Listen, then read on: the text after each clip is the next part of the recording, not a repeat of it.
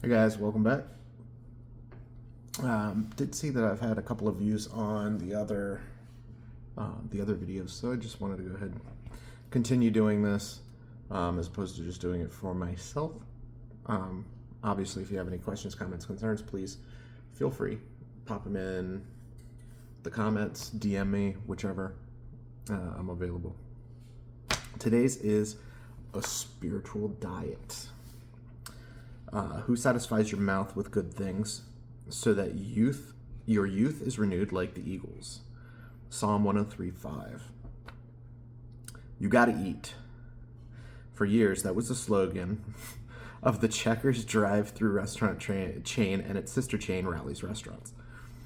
Of course, people don't just have to eat. We love to eat. Unfortunately, many of us love to eat too much, especially foods that are not the best for us. Unhealthy eating habits have contributed to a broad range of health issues in the Western world. Most recent surveys show that all of the adults in the United States, over 42%, were obese and another 31% were overweight in 2018. I've lost a good chunk of weight. I'm not a massive dude. I've got a good amount of muscle to me and everything. Eating is definitely something that is insanely important, though, on how you eat. Losing weight can improve your overall health and reduce your risk for heart disease, diabetes, and cancer, increasing your energy and even improve your memory. Most of us can lose weight and get healthier if we simply eat less and exercise more, but that doesn't stop millions of us from buying books on diets and healthy eating every year. Diet books have been lucrative since 1972, when Dr. Atkins' Diet Revolution was published. Over 20 million copies of that book and its spin-offs have been purchased, and it remains among the top sellers of diet books. Similar sales have been seen by the South Beach Diet in 2003, which sold 7 million copies in just its first year. In the first half of 2016, 5 of the top 10 print books in the United Kingdom were on cooking and eating. Now, I do know that's a little interesting because I do know that cookbooks, like some cookbooks, actually sit up pretty high, especially like celebrity cookbooks and stuff like that. They usually sit pretty high on those lists. God wants us to be healthy physically, but it's more important to Him that we are healthy spiritually. Our bodies are temporary, but our lives are eternal. Just as God provides plenty of food that is good for our bodies, He also provides plenty of spiritual nourishment that is good for our souls. And in all things, God satisfies us with good so that we feel young and vibrant as an eagle in flight. The latest bestseller may have the recipe you need for healthy eating. The all-time bestseller, the Bible, has the recipe you need for healthy living. You got to read it every day. Okay, this is good. It's actually something that we're doing now. So, passage, verse, and context. Psalm 103, 2 through 5. Bless the Lord, O my soul, and forget not all His benefits. Who forgives all of your iniquities? Who heals all your disease? Who redeems your life from destruction? Who crowns you with loving kindness and tender mercies? Who satisfies your mouth with good things, so that your youth is renewed like the eagles? Sorry, I'm a little tired. Did a lot of work this morning. Related passages, Isaiah 40, 28 to 31. Do you not know? Have you not heard? The Lord is the everlasting God, the creator of the ends of the earth. He will not grow tired or weary, and his understanding no one can fathom.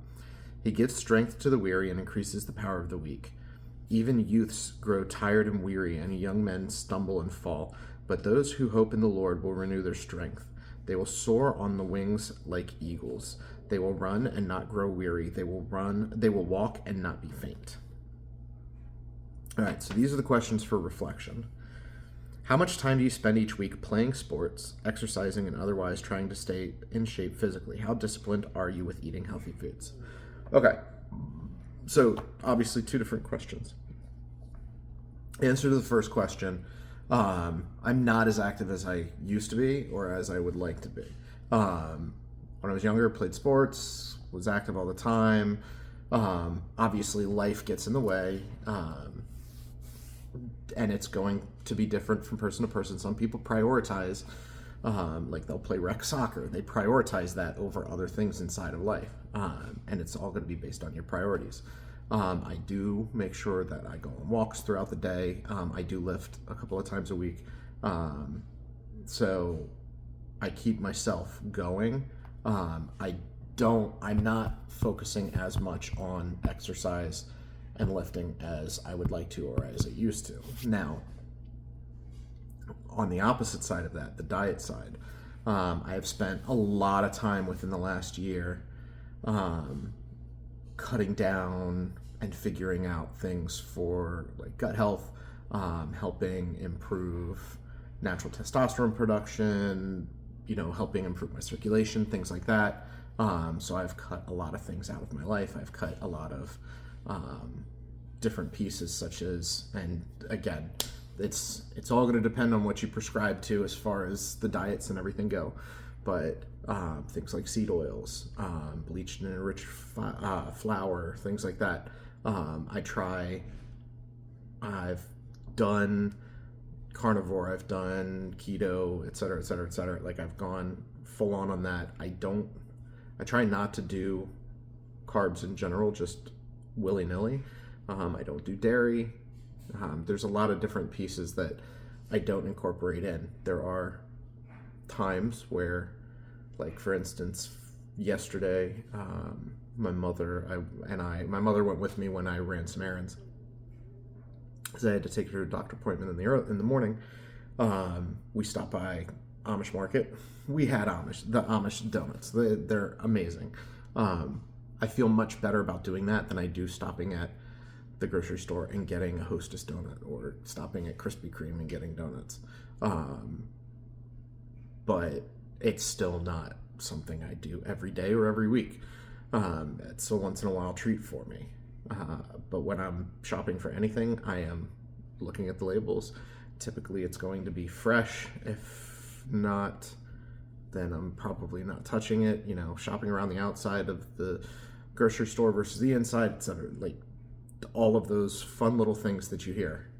So diet-wise, I'm kind of where I would like to be. Exercise, I'm not. Now, I have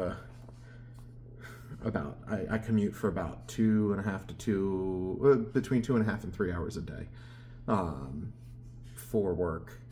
Where I work, I can go for a walk or anything like that, but there's not a gym or anything like that, so I can't go to work extra early, get to the gym. I'd have to go to the gym, do that, and then drive an hour and a half to get to work, and that can be quite exhausting.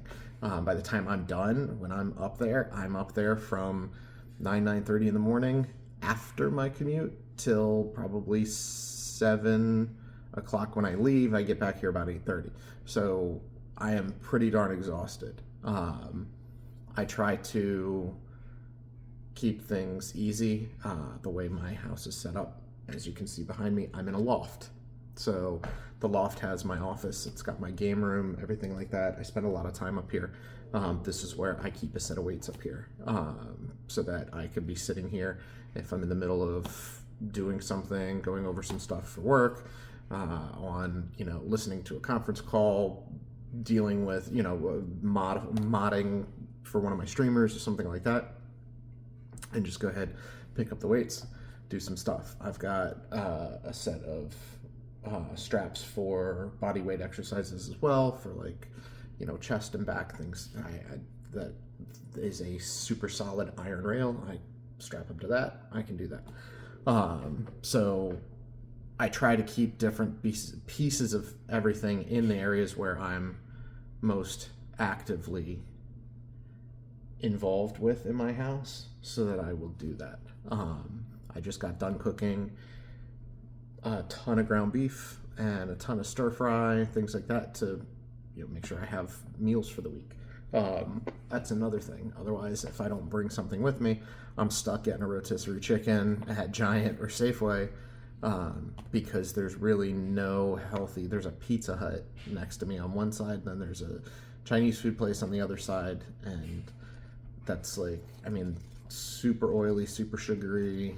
Just I'd rather just know that I'm bringing food with me up there, and I don't have a kitchen. I have a microwave and a fridge up there, but I don't have a kitchen in order to cook.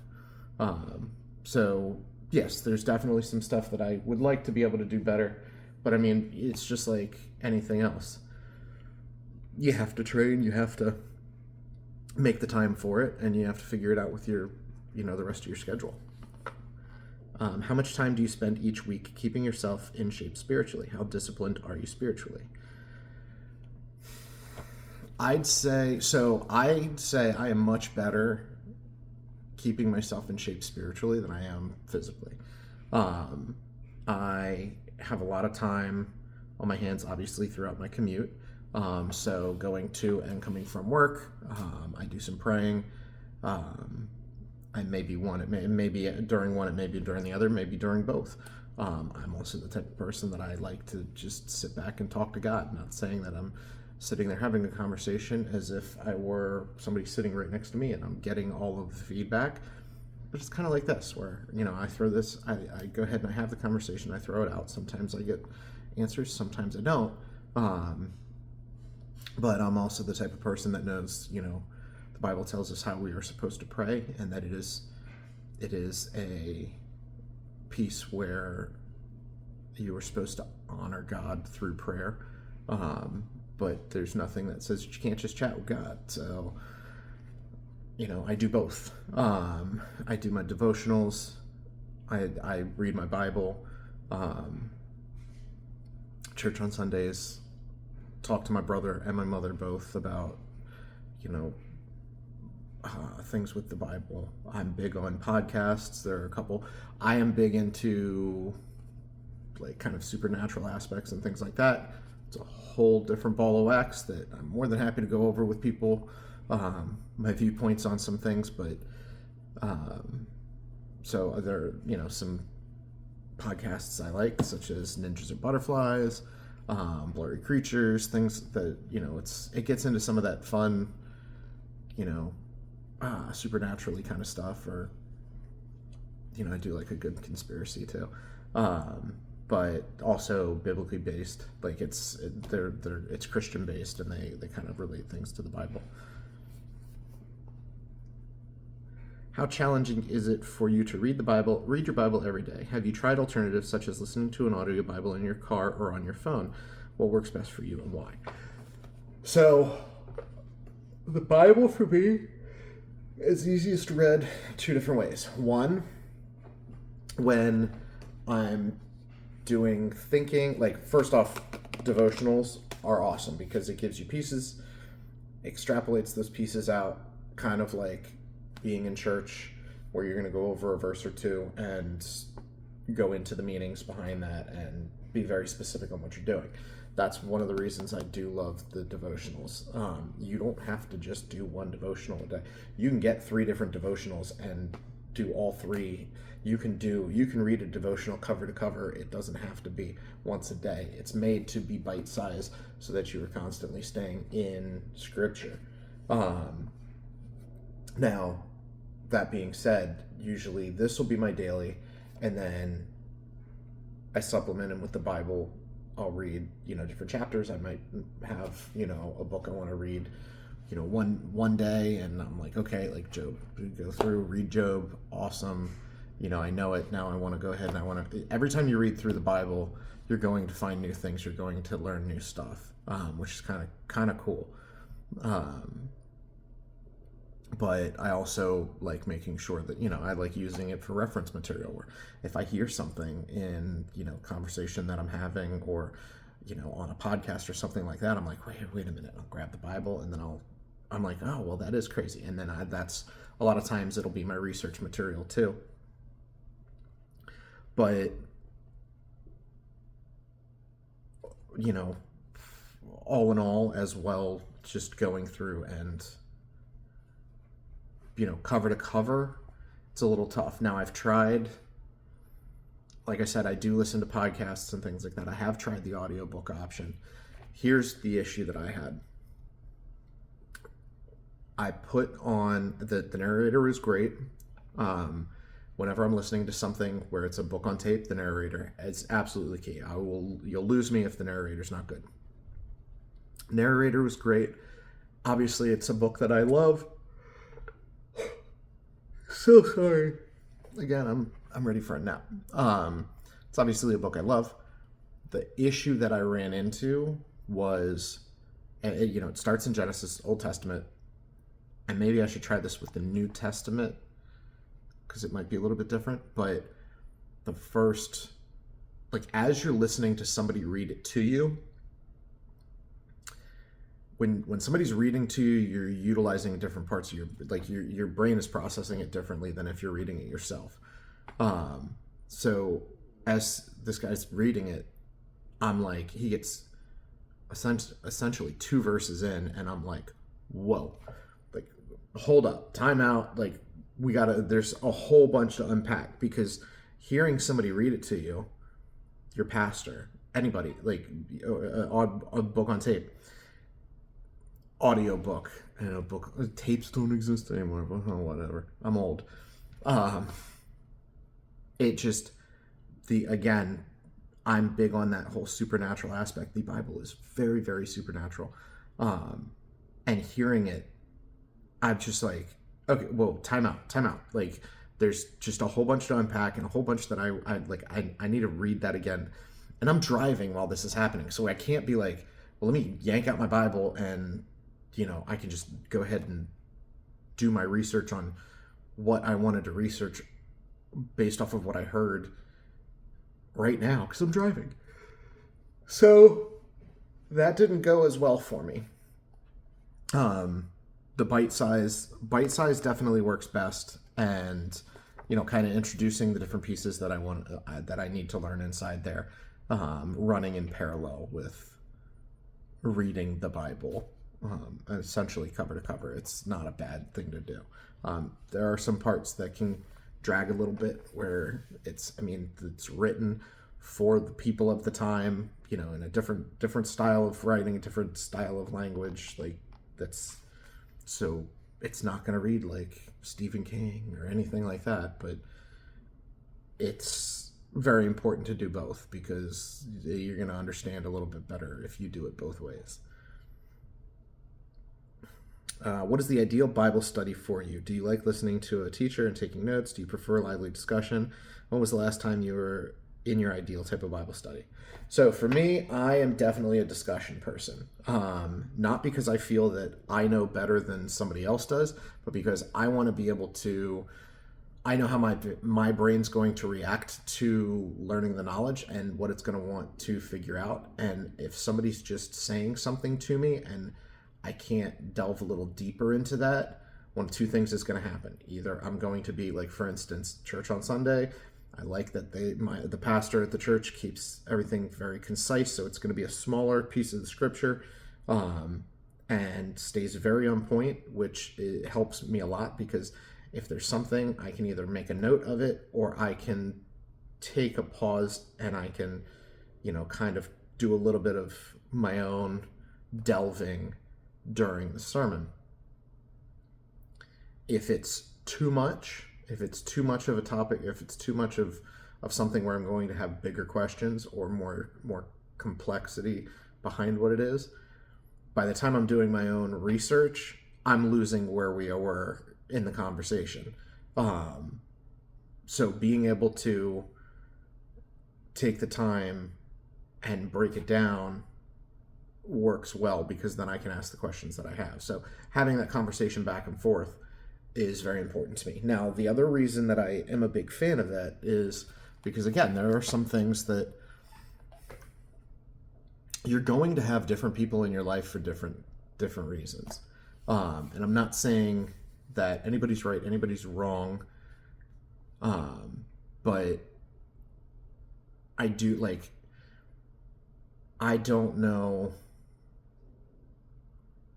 my mother, for instance, I can have conversations about the Bible. She's very well knowledgeable, and as far as the scripture goes, she's very well up to speed. And if not, she knows who to direct me to when it comes to those things. Like, oh, my friend so-and-so knows a lot about this. Or the person who does this in the church actually is, like, that's one of the things that he just knows a lot about. Or the pastor knows a lot about a lot of things, obviously. But there are also going to be areas that you don't. Like, for instance, the existence of aliens. It's like, and how that would relate biblically. It's like, well, most churches you go in and they're like, yeah, alien, it's just not real. Like, that we are who it is. That's it. It's us, and that's it. And there's no secondary conversation about anything. There's nothing that says that there aren't aliens. There's nothing that says that there are aliens.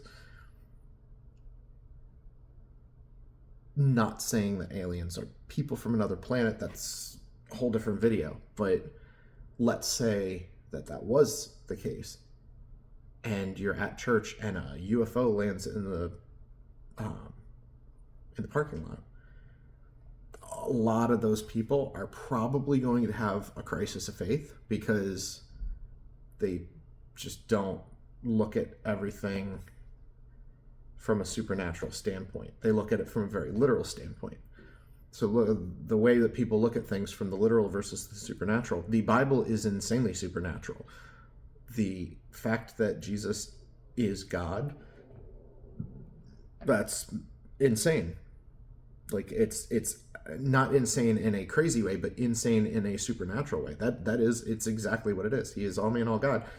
That is supernatural. The things he does are supernatural. They're above and beyond the natural order of what he built. That's what supernatural is. Like, it's just above and beyond.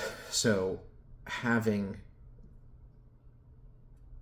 an existence of aliens and having them be demons or angels, or that's not beyond biblical understanding by any stretch of the imagination. It's right inside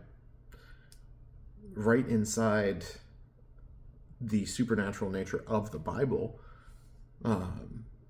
and different things that have happened. Angels coming down and talking to Mary and Joseph. Hey, you're having the Son of God, and just like, burning bush, God talking to Moses. Like, those are all supernatural occurrences. But a lot of times when you're dealing with the church or people inside the church, the Bible is taken very, very literally, and they look at it as a biblical thing versus a supernatural thing. They're one and the same. It's not outside of the supernatural. It's outside of what normally happens in nature. That's what supernatural is. A burning bush does not talk with the voice of God to anybody every single time. Like, if you light a bush on fire, that's not what happens.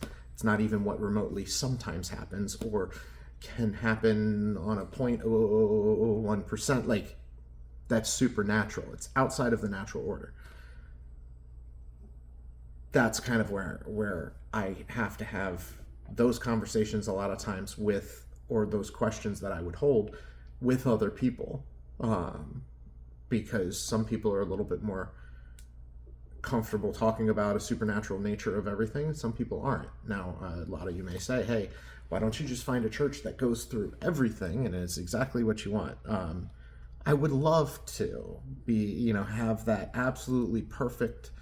I don't know that that's necessarily how everybody, not everybody is able to find the absolute perfect church for themselves. And I'm not saying that I'm settling in churches. I love the church that I go to.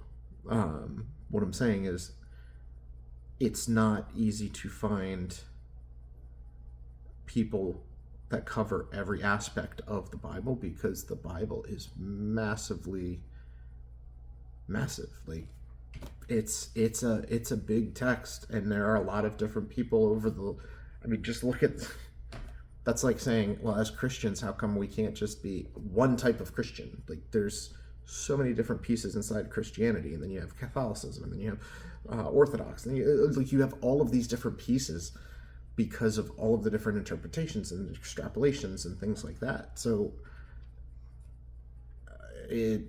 unfortunately, I have those conversations with people that aren't necessarily at the church, but I also haven't been able to sit down and talk with the pastor at this church about that.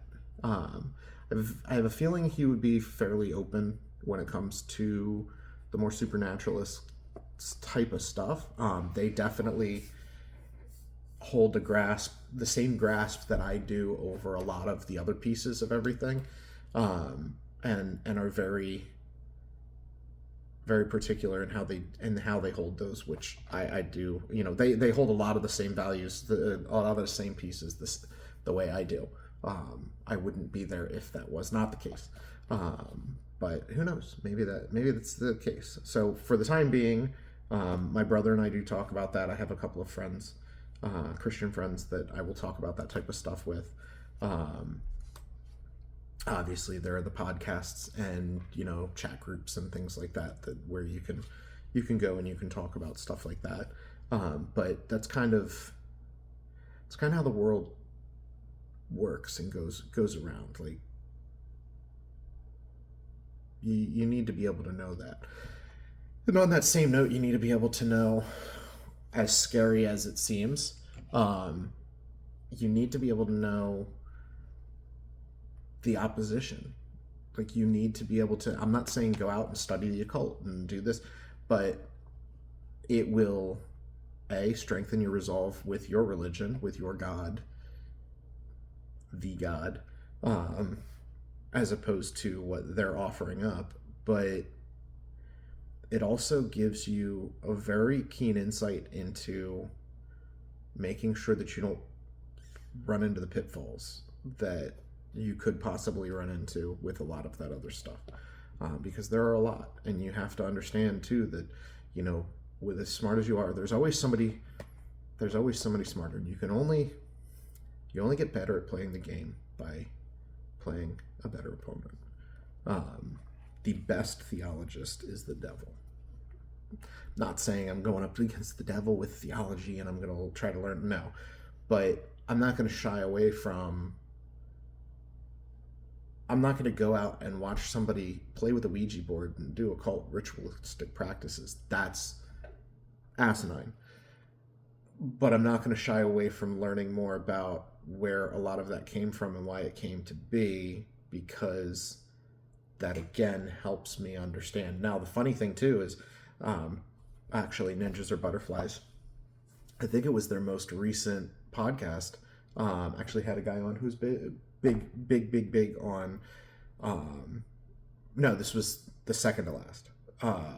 He was big on knowledge as far as the occults and things like that. Big Christian, but big on knowledge with a lot of that stuff. He'd been studying a lot of different pieces for decades, and over a decade, I should say. I don't know that it's been more than one decade, but he had a lot of knowledge of these different pieces, and he was able to shed that knowledge out and kind of make some of the links between different pieces of what's out there.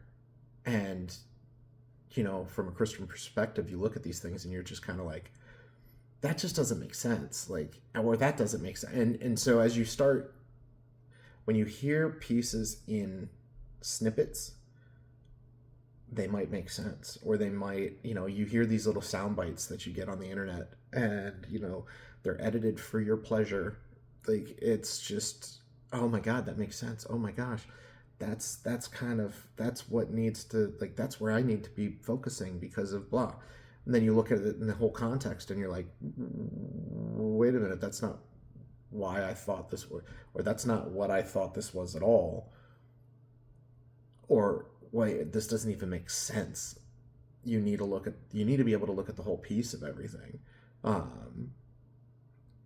And again, that's not something that everybody is comfortable doing, and nor do I expect everybody to go out and, I don't expect my mother to go out and deep dive into, researching the occult and, all of the ins and outs to make sure she doesn't fall into the pitfalls. I do expect that if my mom had a question or had found something where she's like, I don't seem right about this, she'll bring it up to me. Again, not that I'm some end all be all of it, but again, it's something that I might be like, hey, you know what? I was having an interesting conversation with somebody the other day and they knew about this. Let me give them a call. Like, you you can only be as good as your support group, your support network. So if you don't have somebody who might know about that, you could very, very well fall into that. It's kind of like the old ladies and old men that fall into the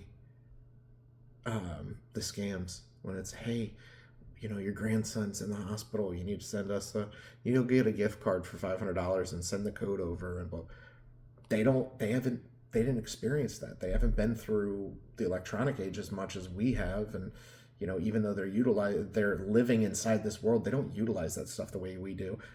They fall for that pitfall, and it's bad.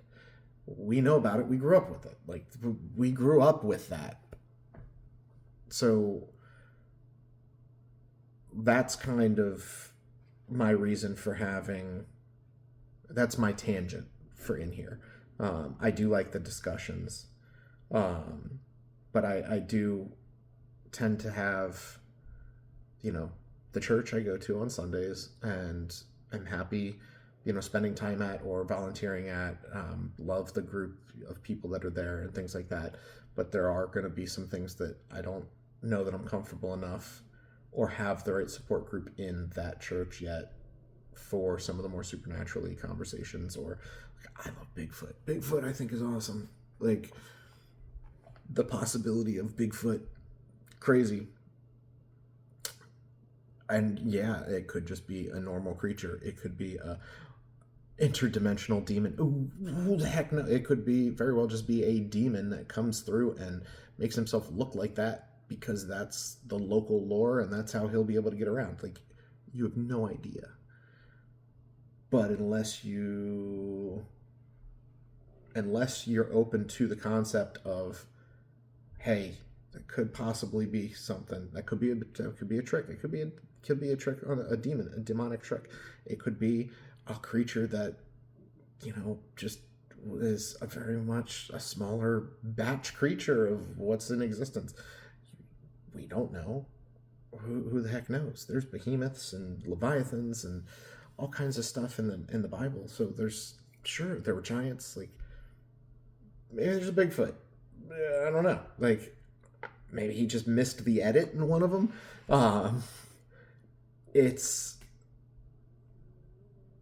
good to have that kind of in the back of your brain, because the minute that you say, nah, like, that's just no, and then one is standing right next to you, you have to question everything. You don't have to, but you're going to question everything else that you have thought about, because you kept yourself in a very narrow mind frame instead of saying, well, it could very well be something that, was a demonic trick that, these people saw a gorilla one time, thought it was an ape person, and now they're like, hey, this story of this ape person, like, that's how we can go ahead and get around, and we can make them think that it's something insanely supernatural and crazy and multidimensional, but it's literally a demon. Like, it could be that simple. It could be more complicated, but if you can't even think that, hey, it could be as simple as just a trick,